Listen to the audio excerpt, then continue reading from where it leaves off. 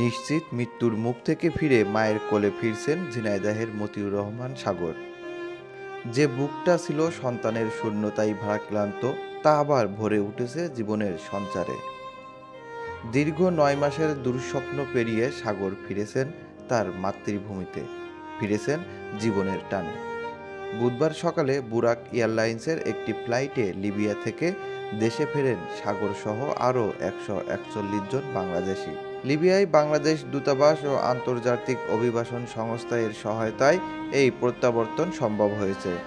২০২৩ সালে ভালো জীবনের আশায় দালালদের প্রলোভনে পড়ে ৪ লাখ টাকা খরচ করে লিবিয়ার পথে পাড়ি জমান সাগর। দালালরা তাকে ইতালিতে ভালো চাকরির আশ্বাস দিলেও বাস্তবে তা ছিল ভয়াবহ এক মানব পাচারের ফাঁদ।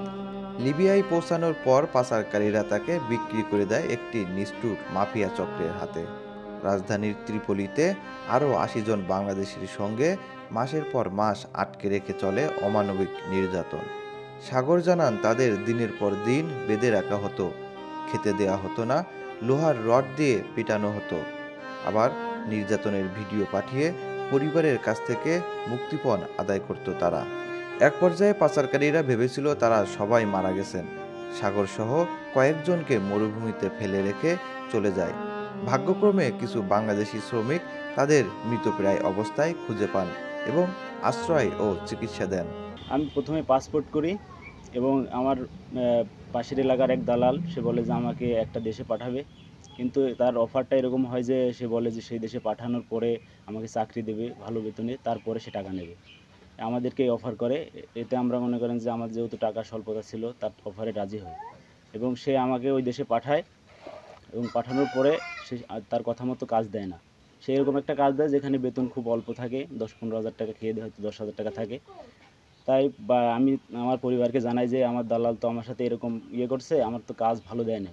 পরে বাড়ি থেকে দালালকে চাপ দেয় এবং দালাল পরে বলে যে তাহলে এখন তো আমাদের হাতে সেরকম কোনো কিছু করার নেই, তাহলে আপনি কিছু টাকা ম্যানেজ করেন, এই দেশ থেকে আপনাকে আপনার ছেলেকে আর একটু ভালো দেশে পাঠাবো, পাশে ইউরোপ আছে, ইউরোপে পাঠানোর ব্যবস্থা করব। এই বলে যে কত টাকা লাগবে, তারা বলে যে ৮ লাখ টাকা দিলেই হবে আর কি। এই বলে আমার পরিবারকে রাজি করায়।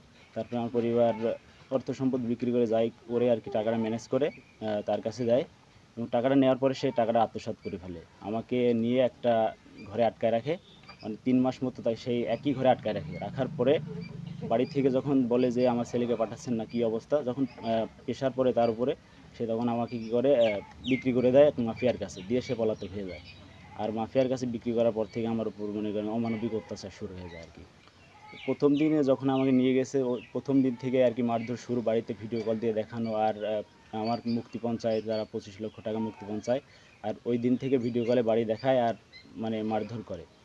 বাড়ি দেখানোর পরে এত টাকা একবারে দেওয়া সম্ভব হয়নি। প্রথমের দিকে আমি মানে অনেক মার খাইছি আর অনেক মারছে আর কি। তারা কারেন্টের ওয়্যার, এসএস পাইপ, লাঠি, কিল ঘুষি লাঠি এগুলো তো আছেই। খাবার দিত না, ৩-৪ দিন পরে একটা রুটি খাইতে দিত। এই অবস্থায় থাকতে থাকতে মনে করেন যে অনেক কষ্টে শরীরের সর্বোচ্চ শক্তিও শেষ হয়ে গেছিলো। পরে বাড়ি থেকে দেখছে যে ছেলে আর বাঁচবে না, তখন তারা সর্বোচ্চ ভিটা জমি বিক্রি করেও তাদের আর টাকা পূরণের চেষ্টা করে। পরে টাকা তারা পাওয়ার পরে তাদের সম্পূর্ণ না হয় তারা আমাকে ছাড়ে না, দীর্ঘ ৯ মাস ১৫-১৬ দিন আটকায় রাখার পরে তারা একসময় মুক্তি করে দেয়। আমার সাথে আমার এক বন্ধু ছিল ২ জন, কিন্তু ওখানে মাফিয়ার কাছে গিয়ে দেখি যে ওখানে অসংখ্য প্রায় ৮০-৯০ জন লোক ছিল এক ঘরের ভিতরে। সাগরের ফিরে আসা শুধু একটি পরিবারের নয়, একটি সমাজের জন্য স্বস্তির নিঃশ্বাস। আমার ছেলের যখন ছবি দেখেছি আমরা ওই জায়গাতে পাঠিয়েছে, এখন সেই ছবি দেখে আরাম কোনো লোক নেই, কেউ বলেনি যে আমার ছেলে বাঁচবে। সবাই বলেছে যে এই ছেলে কখনো বাংলাদেশে ফিরে আসবে না। এখন যে আমার মা হয়ে কী যন্ত্রণা, কত কষ্ট দুঃখ, যেত টাকা পয়সা দিও, ৩২ লাখ টাকা গিয়েছে মুক্তিপণ, ওই টাকা দেওয়ার পরেও কি আমার ছেলে বাঁচবে না? আমার ছেলে কি বাংলাদেশে আমার বুকে ফিরে আসবে না? খুব কষ্ট হয়েছে। তালার অসীম ক্ষমতা, আল্লাহ তাআলা যেইভাবে হোক আমার সন্তান আমার বুকে বাংলাদেশে ফিরিয়ে দিয়েছে ভালোভাবে। এখন আমি চাই যে যদি আমার ছেলের সরকারি মাধ্যমে কোনো সহযোগিতা, কোনো সুদৃষ্টি দিত, খালি ভালো হতো, যে যদি কোনো একটা দোকানপাট বা কোনো একটা সাহায্য করতো, তাহলে আমরা একটু ভালো চলতাম। আমার ছেলে ধরেন ৫ কেজি ওজনের একটা জিনিসও হাতে করে নিতে পারে না। এ ঘটনায় ঢাকায় মানব পাচার প্রতিরোধ ও দমন আইনে পৃথক ২টি মামলা দায়ের হয়েছে। এর মধ্যে একটি মামলার তদন্ত করছে পুলিশ ব্যুরো অব ইনভেস্টিগেশন। ইতিমধ্যে 2 পাচারকারীকে গ্রেপ্তার করা হয়েছে।